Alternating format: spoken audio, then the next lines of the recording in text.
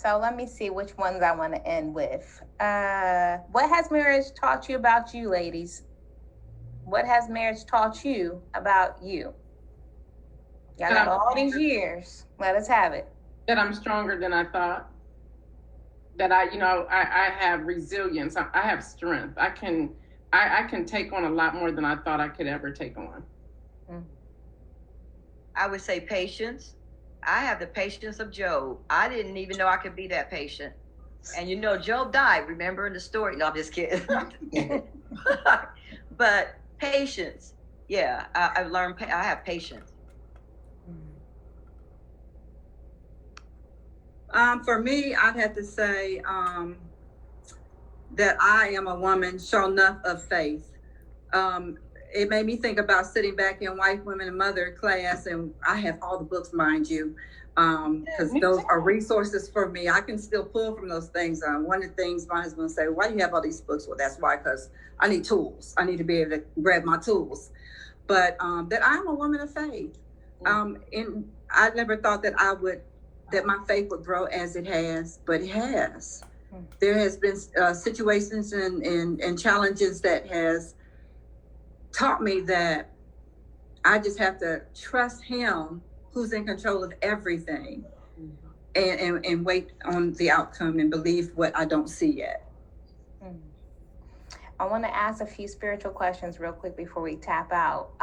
When it comes to your faith, as I save the best for last. So when it comes to your faith, how has that evolved? Your spiritual walk as maybe as just a wife, or even with you and your spouse now being empty nesters, has that evolved over the years?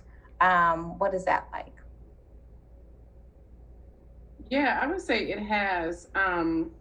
One thing we've done from day one, we pray together, even if one of us are out of town, even if that's out of the country. We pray together every morning or every day at some point. When we're here together, it's every day. But at the same time, I have learned to totally depend on Jesus, where there may have been seasons in my life that I may have loved Kevin more. That's just being transparent. And I have now loved Jesus more and know that he's with me every step of the way. So even if something is hard, my dependence is on Jesus first. Another question just popped in my head. I'm trying to wrap this up. Go ahead. Somebody else was gonna say something.